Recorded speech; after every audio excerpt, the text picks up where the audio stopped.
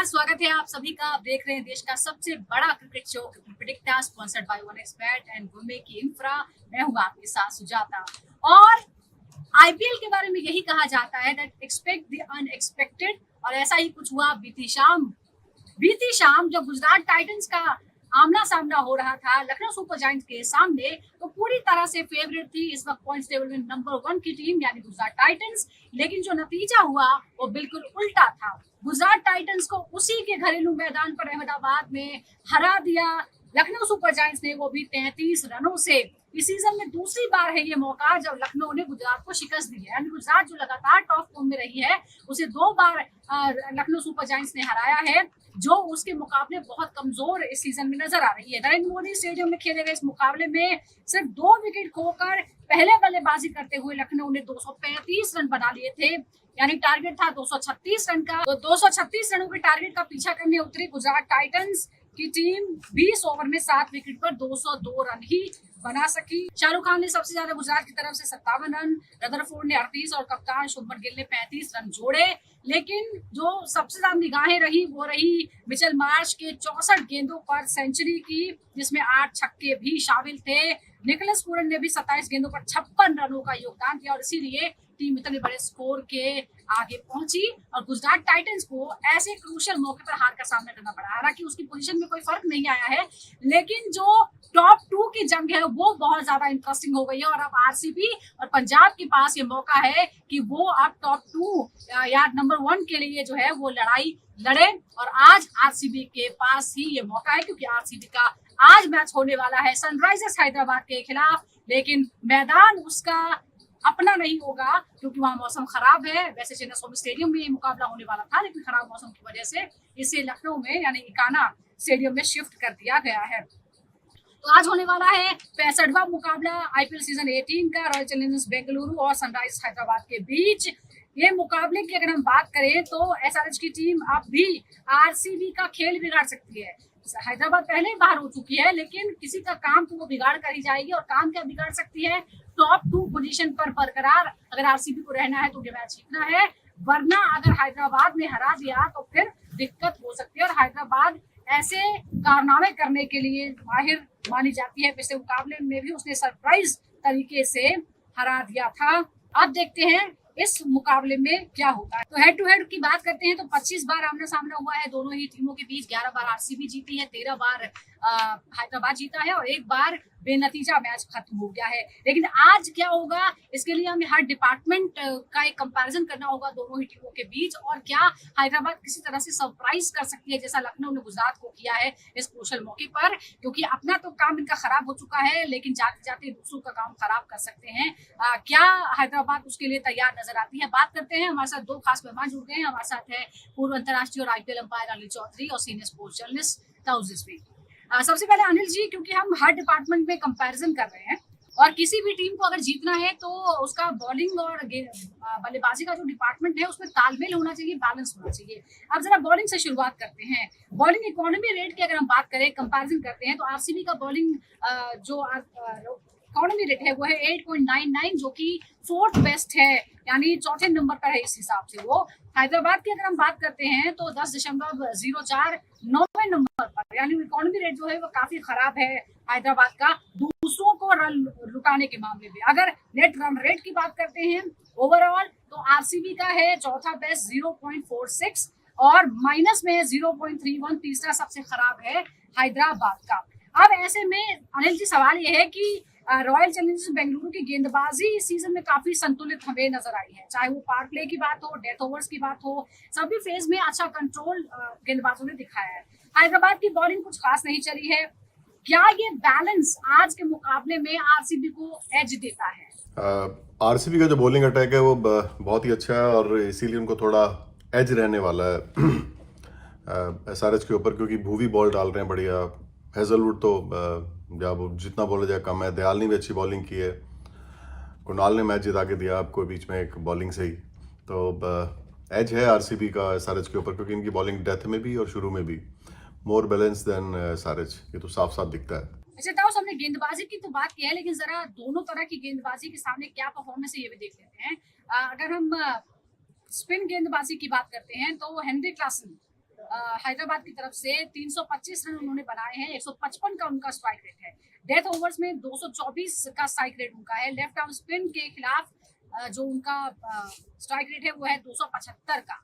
ईशान किशन के strike rate की अगर हम बात करते हैं तो फुल स्ट्राइक रेट वो उनका एवरेज जो है 144 प्लस का है। डेथ ओवर्स में 233, लेफ्ट आर्म रिस्ट स्पिन के खिलाफ 167 और राइट आर्म स्पिन के खिलाफ सिर्फ 57।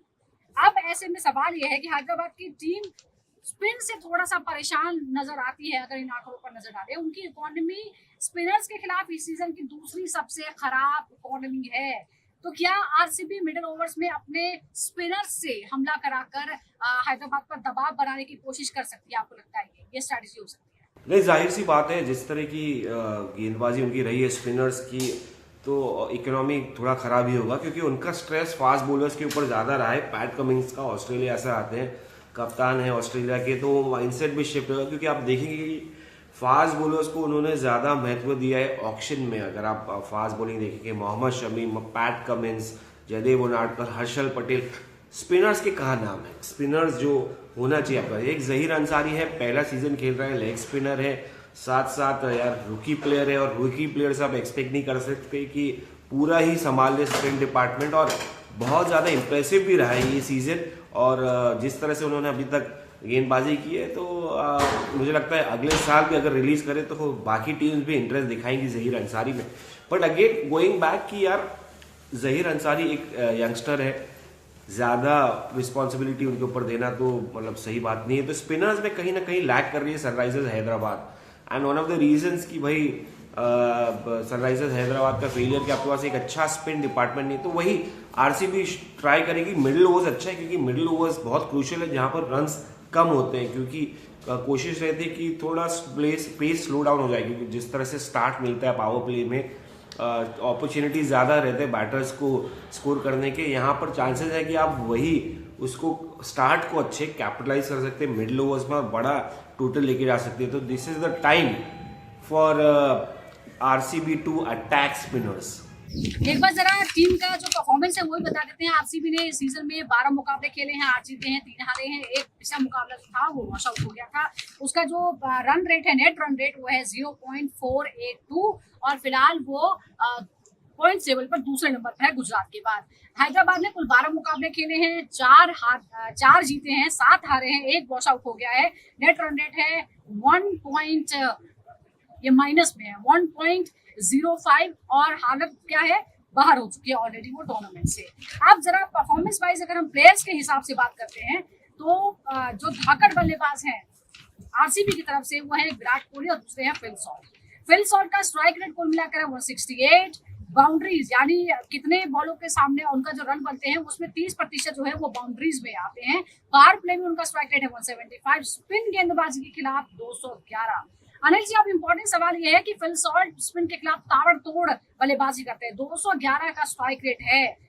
क्या आपको लगता है कि आज एसआरएच जो पहले से ही जिसका स्पिन अटैक कमजोर है उसके लिए बहुत भारी पड़ने वाले हैं फिल सॉल्ट? फिल सॉल्ट का जो कंट्रीब्यूशन है आरसीबी के लिए वो आउटस्टैंडिंग है, और विराट वो जब शुरू करते हैं तो वो पेस बहुत अच्छा रखते हैं, तो विराट को भी उससे आसानी रहती है। और फिल सॉल्ट जितना ज़्यादा लंबा खेलेंगे, स्पिन को भी वो अच्छा खेल रहे हैं। तो फिल सॉल्ट तो की प्लेयर हैं आरसीबी के हर तरह की बॉलिंग के खिलाफ, और शुरू में भी और थोड़ा लंबा खेलें तो और भी अच्छा होगा। और जो स्टार्ट वो देते हैं उसका तो आरसीबी को बहुत एडवांटेज है। ताऊ साहब, जरा हम दूसरी बार यानी हैदराबाद के बैटर्स की भी आंकड़े बता देते हैं। अगर हम देखें तो कुल स्ट्राइक रेट जो है अभिषेक शर्मा का वो है 10 पारियों में 371 रन, 197 का स्ट्राइक रेट है, औसत उनका है 41.22 और ओवर्स खासतौर पर अगर हम 7 से 16 ओवर्स की बात करते हैं तो उनका स्ट्राइक रेट हो जाता है 236 का। स्पिन के खिलाफ जो है वो 265 का स्ट्राइक रेट जो है उनका है। अब ताऊ सवाल यह है कि अभिषेक शर्मा मिड ओवर्स में उनका स्ट्राइक रेट 236 है और स्पिन के खिलाफ 265 है। क्या आरसीबी को उन पर शुरू में ही अटैक कर देना चाहिए ताकि वो उस ओवर तक पहुंच ही ना पाए, या स्पिनर्स को थोड़ा रोक कर लाना बेहतर होगा, क्योंकि स्पिनर्स को स्पिन अटैक को तो चकनाचूर कर रहे हैं अभिषेक? नहीं, ये इंटरेस्टिंग पॉइंट है कि स्पिनर्स के सामने 7 से 16 ओवर में अभिषेक शर्मा डोमिनेटिंग ज़्यादा रहते हैं। मगर आप ये बात भूल रहे हैं कि वो पावर प्ले में भी अच्छी डोमिनेट करते हैं बॉलर्स को, फास्ट बॉलर्स को खास करके, और स्पिनर्स के सामने तो अपना फीट ज़्यादा अच्छी यूज़ करते हैं। ऑब्वियसली युवराज सिंह के चेले हैं तो पता है उनको कैसे खेलना चाहिए, बट देन एक एडवांटेज है सर आरसीबी के पास, सूर्या शर्मा दिखते हैं लेग स्पिनर मगर, और डालते हैं लेग स्पिनर की तरह, मगर उनके हाथ से निकलती गुगली तो वो ज़्यादा परेशान कर सकती है। तो कहीं ना कहीं आपको ब्रेव क्रिकेट तो खेलना पड़ेगा, क्योंकि सनराइजर्स हैदराबाद के पास इस वक्त कुछ नहीं है हासिल करने के लिए, क्योंकि वो ऑलरेडी टूर्नामेंट से बाहर हो चुके हैं। आरसीबी के पास ज़्यादा लॉस है, तो अभिषेक शर्मा को वरी करे या नहीं करे स्पिनर्स को, आपको बोल्ड स्टेप लेना पड़ेगा। आपको अभिषेक शर्मा को निकालना पड़ेगा, या तो शुरुआत में या तो मिडिल ओवर्स में अगर आप होल्ड बैक करेंगे तो यानी डिफेंसिव माइंडसेट होगा, तो आपको अटैक करना पड़ेगा, कोशिश करना पड़ेगा जो मोमेंट मिले विकेट निकाले, चाहे वो शुरुआत में हो चाहे वो स्पिनर्स के सामने। और मुझे लगता है कि सूर्या शर्मा एक ऐसे बॉलर है, एक ऐसे स्पिनर है जो अभिषेक शर्मा को अटैकिंग क्रिकेट के लिए वो डिसमिस कर सकते हैं जल्दी। तो why to hold back, you can try. देखिए आप ऐसा भी नहीं कि स्पिनर्स को और कितना होल्ड बैक करेंगे, 7 से 16 ओवर कहीं ना कहीं तो आना पड़ेगा स्पिनर्स को। तो मुझे लगता है प्लान वही एग्जीक्यूट करने का जो आपको पता है सक्सेसफुल हो। उसके अलावा you can, this is T20 format, ये T20 फॉर्मेट में आप एक्सपेरिमेंट कर सकते हैं, क्या पता कहाँ रिदम टूट जाए, मोमेंटम टूट जाए अगर अभिषेक शर्मा को अच्छा स्टार्ट मिल गया। सुयश शर्मा एक जो है उनको होल्ड बैक नहीं करना चाहिए, मुझे लगता है कि they over first change second change अगर सेटल हो गया तो ज़्यादा बड़ी बात है, क्योंकि वो जब गुगली निकालते तो लेफ्ट हैंडर्स के लिए अवे जाती है और बहुत ज़्यादा मुश्किल हो जाता है एक लेफ्ट हैंडर को उनके सामने शॉट खेलना।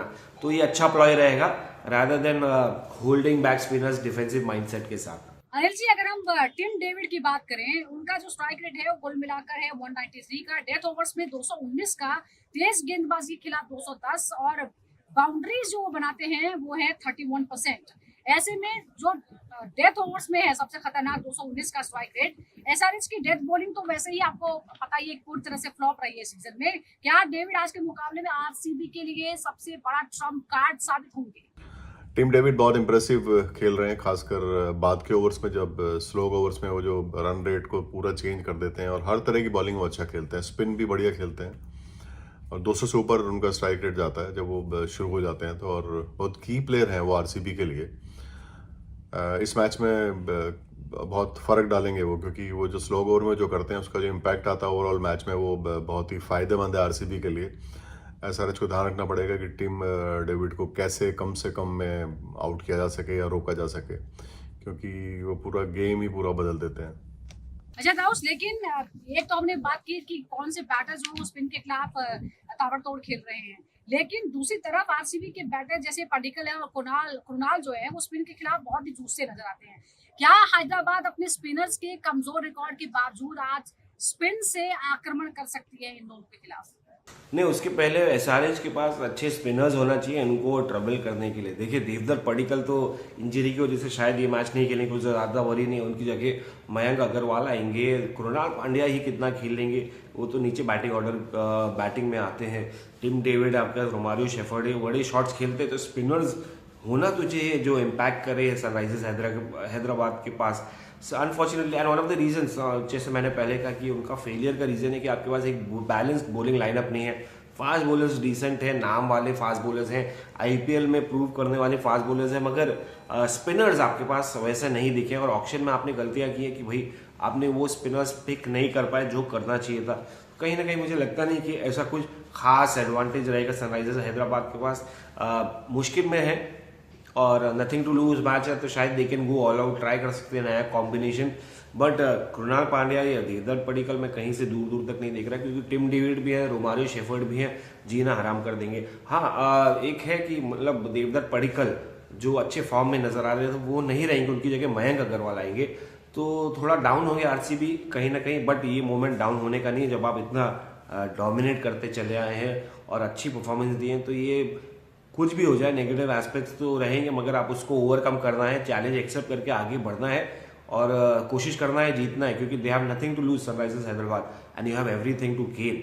टॉप टू स्लॉट देखना है तो आपको एक पॉजिटिव बोल्ड क्रिकेट खेलना पड़ेगा आरसीबी को, स्पिनर्स हो या ना हो, फास्ट बॉलर्स हो या ना हो। उस बात जहरी उदानकर की करते हैं, इस सीजन में काफी सबसे किफायती गेंदबाजों में से वो एक है। उनका इकोनॉमी रेट जो है वो 6.95 है।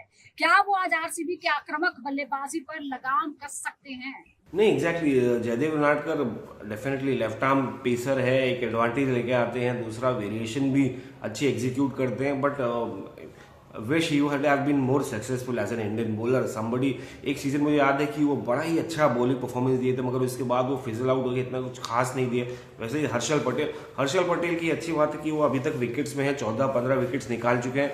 जयदेव उनाडकर का वैसा नहीं, बट इकोनॉमिकली बहुत ज़्यादा स्ट्रांग रहेगा, तो कहीं ना कहीं एक एडवांटेज है जयदेव उनाडकर को। बट यार सामने विराट कोहली भी है, सामने बड़े बड़े दिग्गज बल्लेबाज भी हैं, तो उनको रोकना थोड़ा मुश्किल रहेगा। और जयदेव उनाडकर के लिए अच्छा अपॉर्चुनिटी है। देखिए अभी when you have nothing to lose what you have to gain when it comes to IPL.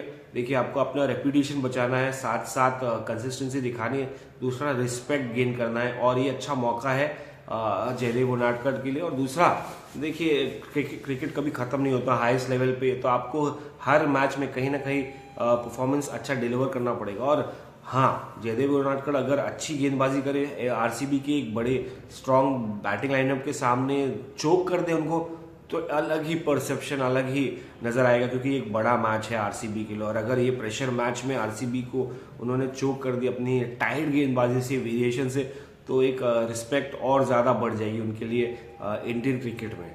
अच्छा, ये तो हमने उदाहरण की बात की है अनिल जी, लेकिन अगर हम एसआरएच की डेथ बॉलिंग की बात करें तो वो सबसे खराब में से एक है। डेथ ओवर में शमी खासतौर पर 27 रन प्रति ओवर उठा रहे हैं। सिमरनजीत का इकोनॉमी रेट भी 14.67 है। ऐसे में क्या टिम डेविड जैसे फिनिशर्स आरसीबी के लिए बहुत ही स्मूथली मैच को निकाल सकते हैं अगर यही हालत रही और यही लोग बॉलिंग करेंगे तो? मोहम्मद शमी डेथ ओवर्स में बहुत एक्सपेंसिव रहे हैं और सिमरनजीत भी, तो ये एक एरिया जहाँ पे एसआरएच को काम करना पड़ेगा, जहाँ पे क्योंकि आरसीबी के पास बाद में मारने वाले प्लेयर हैं, खासकर टीम डेविड बहुत भयंकर बैटिंग करते हैं, बहुत तेज खेलते हैं, तो वहाँ पे आपको कुछ करना पड़ेगा। तो हर्षद पटेल अच्छी बॉल डालें, हर्षल पटेल डाल सकते हैं बाद के ओवर्स में, या यही बॉलर थोड़ा पेस का वेरिएशन करें, यॉर्कर्स पे काम करें, क्योंकि टिम डेविड एक बार शुरू होते हैं तो रोकना बहुत मुश्किल है। तो डेथ ओवर्स में कुछ करना पड़ेगा, क्योंकि शमी और सिमरनजीत उतना इफेक्टिव अभी तक नहीं रहे हैं। बट शमी का क्या है कि शमी रिदम में हो तो वो आपको जो उनका नाम है उसके हिसाब से बॉलिंग कर सकते हैं, उन्होंने किया है ऐसे पास्ट में, तो ऐसा भी नहीं कि वो नहीं कर सकते। लेकिन ये एक एरिया जहाँ पे आरसीबी का अगेंस्ट एसआरएच को सोचना होगा कि किस तरह से टिम डेविड या जो भी बाद में स्लोगर उनके आएंगे उनको काबू में रखें, क्योंकि वो एक एरिया है जहाँ पे एसआरएच को काम करना पड़ेगा।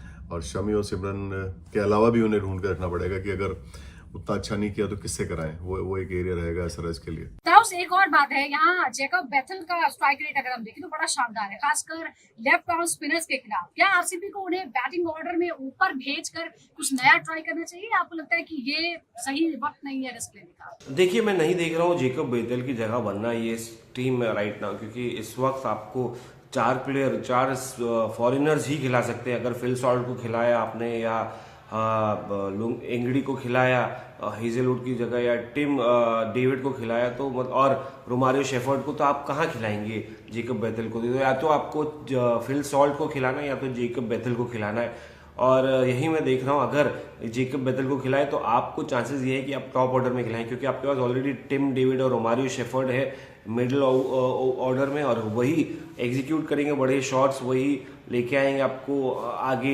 लेके जाएंगे। तो कहीं ना कहीं मुझे लगता है कि एक अच्छा अपॉर्चुनिटी है। फिल सॉल्ट तो खेलते हुए आ रहे हैं, कुछ खास डिलीवर नहीं किया, बट देखिए अभी टीम रजत पाटीदार के पास ऑप्शन है, और दोनों अच्छे ऑप्शन है by the way. Phil Salt भी अटैकिंग खेलते हैं, जैकब बेथल भी अटैकिंग खेलते हैं, तो आपको एक बोल्ड स्टेप लेके एक बड़ा मूव करना पड़ेगा। जैकब बेथल को अगर आप खिला रहे हैं तो टॉप ऑर्डर में ही खिलाने, क्योंकि उनका अच्छा एवरेज है, रन रेट है इनके सामने, लेफ्ट आर्म पेसर्स के सामने, तो why not go for it. अगर आपको नेट्स में नहीं दिखाई तो फिल सॉल्ट के साथ आप वापस जाएंगे। ऑल्दो मतलब हमको पता है इतना डिलीवर नहीं किया उन्होंने जैसा करना चाहिए, बट किस तरह के बल्लेबाज है हम सब जानते हैं। We know what he can do wonders if he is in good form, right space में है, माइंड स्पेस में। तो कहीं ना कहीं मुझे लगता है कि चाहे वो जेकब बेथेल खेले या फिल सॉल्ट खेले, जगह तो दोनों की टॉप ऑर्डर में ही बनती है। अनिल जी, प्लेयर्स वाइज भी जैसे हमने बात की, हर प्लेयर का भी हमारे पास रिकॉर्ड है। अगर हम हैदराबाद की टीम में अभिनव मनोहर की बात करें तो वो खुद को अभी तक साबित नहीं कर पाए हैं। अब ना तो वो स्पिन के खिलाफ रन बना रहे, ना स्ट्राइक रेट उनका प्रभावशाली है। क्या एसआरएच को उनके प्लेइंग 11 में रोल पर दोबारा सोचना चाहिए, क्योंकि अभी है वो अगले साल की तैयारी के लिए कुछ नया कर सकते हैं, कुछ एक्सपेरिमेंट कर सकते हैं। एसआरएच को अपने सिलेक्शन में थोड़ा कुछ चीज़ें करनी पड़ेंगी। मनोहर रन नहीं बना रहे हैं और बहुत ही वहाँ पे उनको कोई एक प्लेयर, मैं तो कहता हूँ सचिन बेबी को ट्राई करें, क्यों नहीं। पुराने प्लेयर हैं और खिला सकते हैं उनको, क्योंकि उनको बहुत आइडिया है गेम का। बहुत इस बार बहुत अच्छा खेले वो केरला के लिए डोमेस्टिक में। और मैं तो कहता हूँ कि जो डोमेस्टिक के प्लेयर हैं वो क्योंकि पूरे साल क्रिकेट खेले हैं और इन्हीं पिचेस पे खेलते हैं, और उनका कोशिश भी रहती है कि वो प्रूव करें। और सचिन बेबी तो काफ़ी सीजन्ड प्लेयर हैं, पहले आरसीबी में भी होते थे एक टाइम पहले, बहुत पहले। मेरे ख्याल तो मनोहर की जगह आपको कोई रिप्लेसमेंट देखना चाहिए, सचिन बेबी हो या कोई और भी हो, तो वहाँ पे देखें, क्योंकि मनोहर उतना इम्प्रेसिव नहीं है रन्स के मामले में। तो चलिए, आज के मुकाबले में क्या होगा ये कुछ देर बाद पता चल जाएगा। हालांकि जिस तरह से लखनऊ ने परफॉर्म किया है गुजरात के खिलाफ और उसे हराया है, उसे ऐसा लगता है कि जो टीमें प्लेऑफ से बाहर हो चुकी हैं वो भी अभी किसी का गेम तो खराब कर ही सकती है। यानी आईपीएल में पिक्चर अभी बाकी है और आरसीबी के लिए भी थोड़ा सा संभलने की जरूरत है, क्योंकि वो यही चाहेगी कि वो टॉप 2 में बरकरार रहे।